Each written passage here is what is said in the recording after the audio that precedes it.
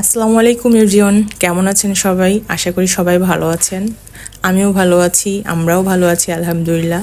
তো এখানে আমার মেয়ে তো অনেক খুশি, সে যাচ্ছে তার দাদার বাড়িতে সন্ধ্যায়। হঠাৎ করে চিন্তা করলাম যে একটু যেয়ে ঘুরে আসি। তো এই যে জয়দেবপুর, গাজীপুর জয়দেবপুর, এখানে রেল স্টেশন। এই জায়গাটায় 30 মিনিট 40 মিনিট আমাদেরকে সবসময় রিক্সায় বসে থাকতে হয়। একটা ট্রেন যাওয়ার পর আরেকটা ট্রেন যায়। মেয়ে তো গরমে অস্থির হয়ে গেছে পুরা। এরপর আমরা রিক্সা থেকে নামার পর আমরা একটু বাটার শোরুমে ঢুকলাম। তো বাটার শোরুমে ঢোকার উদ্দেশ্য হচ্ছে আমরা অতিরিক্ত গরমে ঘেমে যাওয়ার কারণে আমরা বাটার শোরুমে ঢুকে জুতাগুলো দেখছিলাম আর একটু নিজেকে ঠান্ডা করতেছিলাম, যে চারতলায় ওঠার আগে আমরা একটু ঠান্ডা হাওয়াটা খেয়ে নিই। যদিও দাদা বাড়িতেও এসি আছে, তারপরও চারতলায় ওঠার মতো ধৈর্য হচ্ছিল না, এতটাই গরম লাগতেছিল। তারপর আমি ওকে বলছিলাম যে জুতা দেখো, এদিকে আমিও দেখতেছিলাম। দেখার পর ভাবলাম পরে এসে নিয়ে যাবো ইনশাল্লাহ। এরপর ওর দাদা বাড়িতে আসি।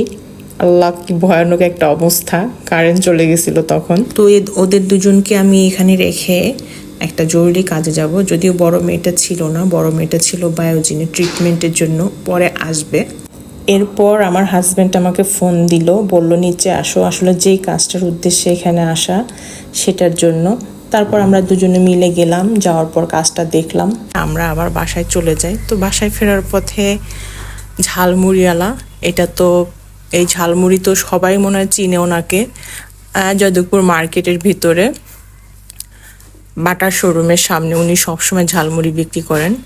তো ভাইয়াকে বললাম আমাদের 2 প্যাকেট ঝালমুড়ি দেন। ওইদিকে ওরা বাবা মেয়েরা রিক্সা ঠিক করতেছিল, তো আমি ঝালমুড়ি নিচ্ছিলাম। তো ভাইয়াটা, আমি যখনই ঝালমুড়ি নেওয়ার জন্য এখানে আসি, সে অন্য সবাইকে না দিয়ে আমাকে আগে দেয়। আর সবসময় ছোলাটা আমার জন্য বেশি করে দেয়, জানে যে আমি ছোলা সবসময় বেশি করে নিই মুড়ির সাথে। তো ওনার ঝালমুড়িটা আসলে অনেক টেস্টি হয়, অনেক মজার। আমরা 2 প্যাকেট নিলাম। তারপর আমরা 2 প্যাকেট ঝালমুড়ি নিয়ে মা মেয়ে রিক্সায় উঠলাম।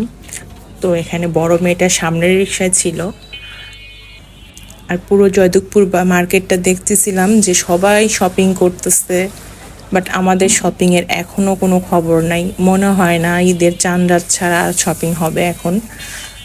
তো আমরা আবারও সেই জ্যামের জায়গায় আসলাম, রেল স্টেশনের চারপাশ জুড়েই এখানে জ্যাম পড়ে থাকে ঘন্টার পর ঘন্টা। আর হাঁটার তো কোনো অবস্থাই নাই।